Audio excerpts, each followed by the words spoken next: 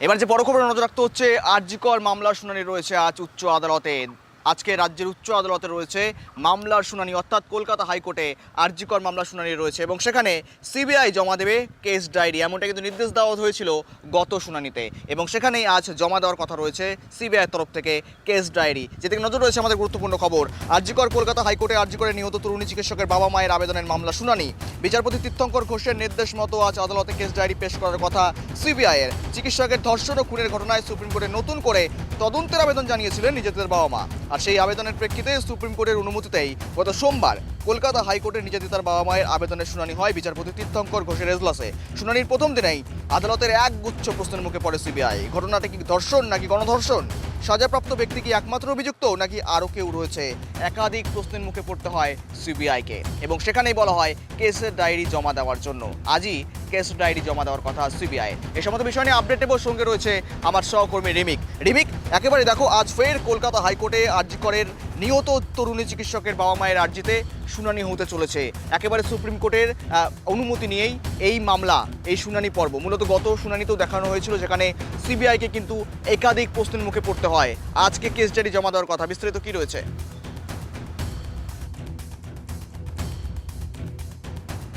একদমই দেখো, ঠিক বলেছো। আজকে কিন্তু আবারও কলকাতা হাইকোর্টে কিন্তু আরজি করের নিহত তরুণী চিকিৎসকের খুন এবং ধর্ষণ যে মামলা এবং সেই মামলায় যে নির্যাতিতার পরিবার যে নতুন করে সিবিআইকে তদন্তের যে আবেদন জানিয়েছিল সুপ্রিম কোর্টের নির্দেশে, আজকে কিন্তু আবারও কিন্তু শুনানি রয়েছে কলকাতা হাইকোর্টে। এবং আমরা জানি যে গত সোমবারও কিন্তু এই মামলার শুনানি হয়েছিল বিচারপতি তীর্থঙ্কর ঘোষের এজলাসে এবং সেখানে কিন্তু একাধিক প্রশ্নের মুখে কিন্তু পড়তে হয়েছিল সিবিআইকে যে এই ঘটনা কি আদেও ধর্ষণ নাকি গণধর্ষণ।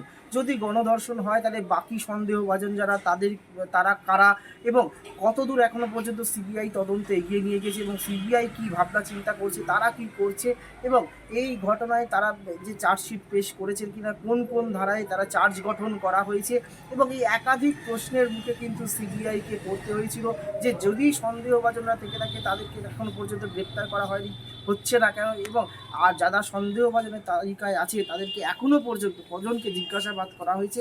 এই সমস্ত প্রশ্নের মুখে কিন্তু আগের শুনানিতে পড়তে হয়েছিল সিবিআইকে এবং আজকে কিন্তু আবারও এই মামলার শুনানি রয়েছে আজকে দুপুরবেলা এবং সেখানে কিন্তু গত শুনানিতে সিবিআইকে পরিষ্কার বিচারপতি তীর্থঙ্কর ঘোষ নির্দেশ দিয়েছিলেন যে গোটা মামলার যে কেস ডায়েরি, সেই কেস ডায়েরি আজকে জমা দিতে হবে সিবিআইকে আদালতে এবং সেই মতো কিন্তু আজকে সিবিআইয়ের আদালতে কিন্তু কেস ডায়েরি জমা দেওয়ার কথা। পাশাপাশি গত শুনানিতে কিন্তু নির্যাতিতার মা কিন্তু বিস্ফোরক দাবি করেছিলেন আদালতে। তার দাবি ছিল যে তার কন্যা জাল ওষুধের দুর্নীতির বিরোধিতা করার জন্য কিন্তু তাকে প্রাতিষ্ঠানিকভাবে খুন করা হয়েছিল বলে অভিযোগ করেছিলেন এবং পাশাপাশি নির্যাতিতার পরিবার যে দাবি জানিয়েছিল আদালতে যে একজন এসপি পদমর্যাদার আধিকারিকের নেতৃত্বে সিট গঠন করে তদন্ত হোক এবং আদালতের নজরদারিতে তদন্ত হোক এবং একাধিক দাবি কিন্তু তারা তুলেছিলেন এবং তারা বলেছিলেন যে এখনও পর্যন্ত হাসপাতালের নার্সদের অতিরিক্ত যিনি সুপার রয়েছেন এবং নিরাপত্তারক্ষী রয়েছেন তাদের কোনো জিজ্ঞাসাবাদ করা হয়নি।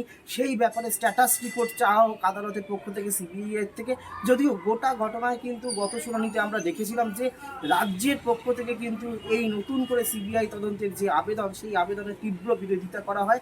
রাজ্যের আইনজীবী তিনি পরিষ্কার বলেন যে কেন নির্যাতিতার পরিবার বিশেষ আদালতের অনুমতি না নিয়ে হাইকোর্টে এসেছেন এবং যেহেতু এই মামলায় সাজা ঘোষণা হয়ে গেছে, দোষী সাব্যস্ত হয়ে গেছে, চার্জশিট জমা পড়ে গেছে, তাই নতুন করে আবারও সিবিআই এর তদন্ত নিয়ে তারা প্রশ্ন তোলেন এবং তারা পরিষ্কার রাজ্যের পক্ষ থেকে বলা হয় যে 15 দিনের মধ্যে সিবিআই তদন্ত শেষ করুক। তারা এতদিন ধরে কী করছিল, কী তদন্ত করেছে, সেই প্রশ্ন রাজ্যের পক্ষ থেকে করা হয় এবং সব শেষে কিন্তু নির্যাতিতার পরিবারের থেকে এও দাবি করা হয়েছিল যে যেন এই যে মূল যে দোষী, যে সাজা পেয়েছে ইতিমধ্যেই, সেই সাজাপ্রাপ্ত সিভিক ভলান্টিয়ার সঞ্জয় রায়কেও এই মামলায় কিন্তু যুক্ত করার আবেদন নির্যাতিতার পরিবার জানিয়েছিল।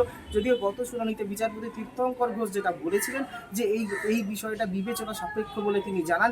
আজকে কিন্তু শুনানি রয়েছে কলকাতা হাইকোর্টে বিচারপতি তীর্থঙ্কর ঘোষের এজলাসে। আজকে দুপুর 3:30 পর এই মামলার শুনানি হওয়ার কথা রয়েছে এবং সেখানে কিন্তু আজকে যেমন সিবিআই কেস ডায়েরি তলব করবে তেমনি একাধিক বিষয়ের দিকে নজর থাকবে যে সিবিআই কী কী দাবি করছে তারা। কারণ আমরা জানি ইতিমধ্যে কিন্তু গত সপ্তাহে বেশ কয়েকজন নার্স এবং নিরাপত্তারক্ষীদের জিজ্ঞাসাবাদ করেছে সিবিআই। তাদেরকে জিজ্ঞাসাবাদ করে নতুন কিছু তথ্য উঠে এসেছে কিনা সেই সমস্ত বিষয়টা আদালতে আজকে সিবিআই জানাতে পারে বলে মনে করা হচ্ছে। ফলে আরও বিস্ফোরক কিছু নতুন তথ্য আসতে পারে আজকে শুনানিতে। বাড়িতে কেস ডায়েরি যেমন জমা দেবে সিবিআই, পাশাপাশি সঞ্জয় রায় যিনি এই আজীবন সাজা পেয়েছেন বা নিম্ন আদালতের নির্দেশে, সেই সঞ্জয় রায়কেও এই মামলায় পার্টি করা হবে কিনা সেই দিকেও কিন্তু নজর থাকবে আজকে গোটা রাজ্য তো বটেই, গোটা দেশেই।